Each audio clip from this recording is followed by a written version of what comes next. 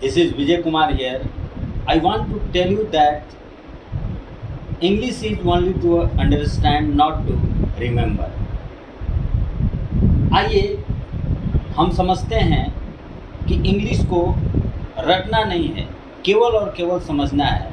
मेरा ये मानना है, मेरा ये कहना है कि इंग्लिश को मैथ्स की तरह पढ़ना है। आइए हम देखते हैं कि कैसे इंग्लिश को मैथ्स की तरह हम पढ़ेंगे। इंग्लिश है क्या? What is English? सबसे पहले ये बात उठती है कि व्हाट इज़ इंग्लिश। तो इसका आंसर हमको मिलता है कि English is a language and literature, यानी इंग्लिश एक भाषा और साहित्य है। अब प्रश्न ये उठता है कि लैंग्वेज एंड लिटरेचर क्या है? तो अपनी बातों को, अपनी सोची हुई बातों को किसी के पास किसी माध्यम से पहुंचाना ही लैंग्वेज है। अपनी कही हुई बातों को किसी दूसरे तक पहुंचाने का जो माध्यम है वही लैंग्वेज है। लिटरेचर क्या है? अपनी सोची हुई बातों को, अपनी फीलिंग्स को कहीं लिख देना, चाहे वो प्रोज के रूप में, पोइट्री के रूप में, ड्रामा के रूप में या स्टोरी के रूप में, वही लिटरेचर है। तो English is a language and literature. अब प्रश्न ये उठता है कि हम लिखते क्या हैं, हम बोलते क्या हैं या हम पढ़ते क्या हैं? तो हमको एक ही आंसर मिलेगा कि हम लिखते हैं सेंटेंस, हम बोलते हैं सेंटेंस और हम पढ़ते हैं सेंटेंस। यानी किसी भी भाषा और साहित्य में सेंटेंस के सिवा कुछ भी नहीं है। अब what is sentence? What is the definition of sentence? तो a group of words that makes complete sense is called sentence. अब सेंटेंस में होता क्या है? तो सेंटेंस में अभी हमने डिफिनेशन में देखा कि सेंटेंस में शब्दों का समूह होता है। यानी कहने का मतलब ये हुआ कि इंग्लिश लैंग्वेज एंड लिटरेचर में हमारा वर्ड पावर जितना ही इन्हांस होगा, जितना ही मजबूत होगा, हम उतना ही बढ़िया बोल पाएंगे, उतना ही बढ़िया लिख पाएंगे और उतना ही अच्छे ढंग से हम पढ़ पाएंगे। अब बात आती है कि हम वर्ड को किस तरह से बिना रटे हुए, समझते हुए इन्हांस करें। तो सबसे पहले मैं आपको ये बताना चाहता हूँ कि जितने भी इंग्लिश वर्ड्स हैं, each and every English word has a root. जितना भी इंग्लिश का वर्ड है वो किसी ना किसी रूट के मिलने से बना है। अब हम रूट से इंग्लिश वर्ड को पढ़ेंगे। रूट है क्या? तो जिस तरह से आप एक फार्मूला से बहुत सारे मैथ्स को सॉल्व कर देते थे, उसी तरह से यहाँ एक इंग्लिश के एक रूट से हम बहुत सारा वर्ड को अनफोल्ड करेंगे, बहुत सारा नए नए वर्ड को भी बनाएंगे। आइए हम देखते हैं। Let us start the most important part, word power. आइए व्हाइट बोर्ड पर हमने कुछ लिखा है। हमने आपको बताया गाइस कि कोई भी वर्ड रूट के मिलने से बना है। अब हम उस रूट से नए नए वर्ड को बनाएंगे, रूट से ही वर्ड को आज से समझेंगे। और कुछ प्रेफिक्स और सफिक्स, बहुत सारे ऐसे इंग्लिश वर्ड्स हैं जो कुछ प्रेफिक्स और सफिक्स के मिलने से भी बनते हैं। अब बात आती है कि प्रेफिक्स किसको बोलते हैं। तो आपने बहुत पहले जानते भी होंगे कि जो वर्ड के पहले लगता है उसको हम प्रीफिक्स बोलते हैं और जो वर्ड के लास्ट में लगता है उसको हम सफिक्स बोलते हैं। यहाँ इंग्लिश वर्ड में सफिक्स का बहुत महत्व है। जिस वर्ड में सफिक्स आता है वो सफिक्स हमको ये बताता है कि ये जो इंग्लिश का वर्ड है वो पार्ट्स ऑफ स्पीच में क्या बनकर आया है। ये नाउन है, प्रोनाउन है, एडजेक्टिव है या क्या है। अब हम आइए स्टार्ट करते हैं। तो हमने यहाँ ऊपर लिखा है, जैसा कि आप देख रहे हो, कि prefix plus root plus suffix is equal to word. यानी किसी वर्ड में प्रेफिक्स भी हो सकता है, रूट तो रहेगा ही रहेगा और सफिक्स भी रहेगा, और ये तीनों के मिलने से इंग्लिश वर्ड का निर्माण होता है। मैंने आपको पहले ही बताया कि आज से हम लोग इंग्लिश का वर्ड को जो है रूट से पढ़ेंगे और बिल्कुल मैथमेटिक्स की तरह पढ़ेंगे इंग्लिश के सारे वर्ड्स। आइए देखते हैं, हमने एग्जाम्पल के तौर पर एक रूट लिखा है गाइन या गाइनी। इसको हम क्या पढ़ते हैं? गाइन या गाइनी। एक्चुअली ये ग्रीक रूट है जिसको इंग्लिश में हम वुमेन बोलते हैं। अब से आपके बहुत सारे इंग्लिश वर्ड्स में आपको मिलेंगे ये रूट गाइन या गाइनी। जहाँ कहीं भी ये वर्ड मिलेंगे, ये रूट मिलेंगे गाइन या गाइनी, इसका इंग्लिश में हम मीनिंग समझेंगे वीमेन। वीमेन मतलब औरत। और एक हमने सफिक्स लिया है IST। सफिक्स क्या है? जो वर्ड के लास्ट में बनता है, वर्ड के लास्ट में आता है।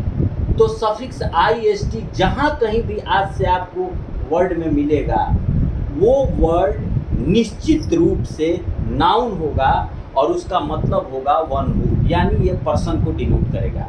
जिस वर्ड के लास्ट में IST सफिक्स रहेगा वो पार्ट्स ऑफ स्पीच में नाउन का स्थान लेगा और उसका मतलब पर्सन होता है। जैसे आइए, हमने पहला वर्ड लिया है मिसोजिनिस्ट, तो हम पहला काम करेंगे कि इस वर्ड से हम रूट को छांटेंगे कि इस वर्ड में कितने रूट्स हैं। तो आइए देखते हैं इस वर्ड में, आइए पीछे से देखते हैं। ये मिसोजिनिस्ट, इसको हम पढ़ेंगे मिसोजिनिस्ट IST। तो ये तो क्लियर हो गया कि इस वर्ड के लास्ट में अगर IST है तो ये वर्ड पर्सन है।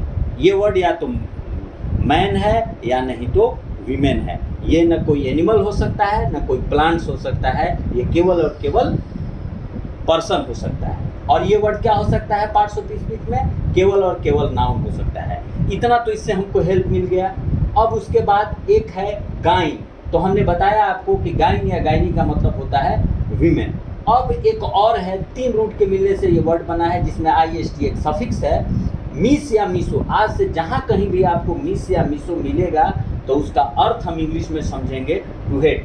आइए इसको हमने, इस वर्ड को हमने तोड़ा है और किस तरह से ब्रेक करके आपको दिखाया है मैथ्स की तरह। तो यहाँ देखिए, मिस या मिसो, इसका इंग्लिश में मीनिंग होता है टू हेड, प्लस गाइन या गाइनी जिसका अर्थ होता है, मैंने ऊपर ही बता दिया है, वीमेन, प्लस IST जो सफिक्स है इसका मतलब होता है वन हू, और ये हमेशा पर्सन को डिनोट करेगा। तो इसका मतलब क्या हुआ? वन हू हेट्स वीमेन, यानी जो औरत से घृणा करता है उसको हम लोग क्या बोलते हैं? मिसोजिनिस्ट। अब अगला वर्ड हमने आपको दिया फिलोजिनिस्ट। अब देखिए इस वर्ड में भी 3 रूट है, फिलो, गाइन और IST।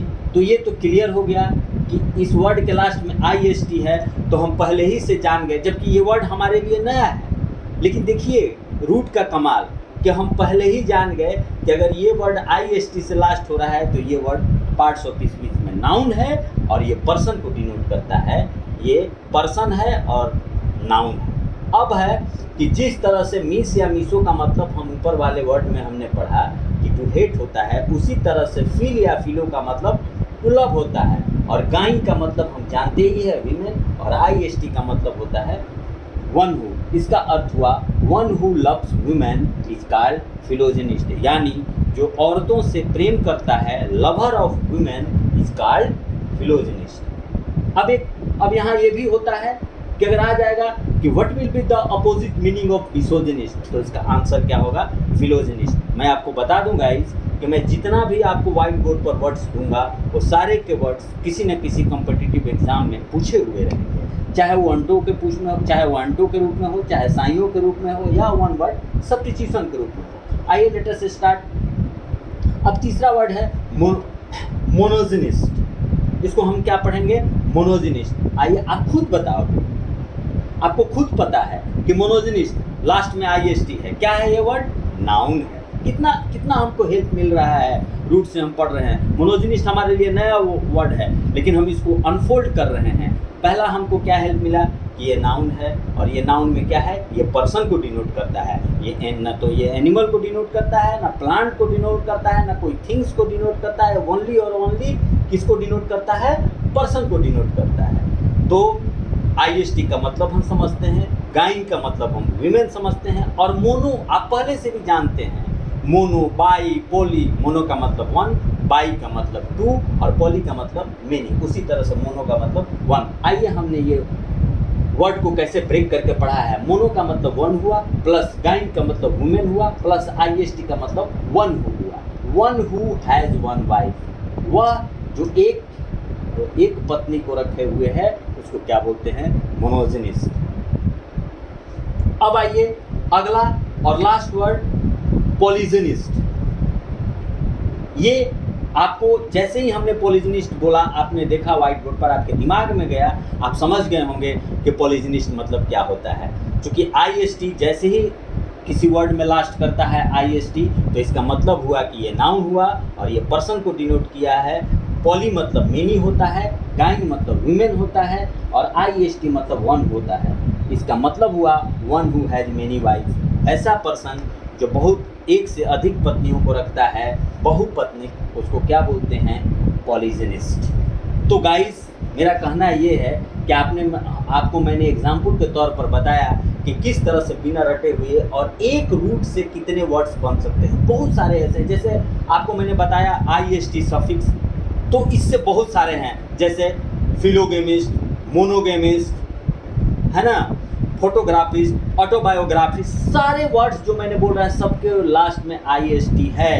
तो हम इतना तो इससे पता ही कर पाए कि ये जो है शब्द पार्ट्स ऑफ स्पीच में नाउन है और ये पर्सन को डिनोट करता है। गाइस, आज के लिए इतना ही। आपको कैसा लगा ये वर्ड पावर जो मेरे द्वारा आपको पढ़ाया गया है मैथ्स की तरह? अगर अच्छा लगा होगा तो मेरे चैनल को ज़रूर आप सब्सक्राइब कीजिएगा, शेयर कीजिएगा। धन्यवाद, थैंक यू।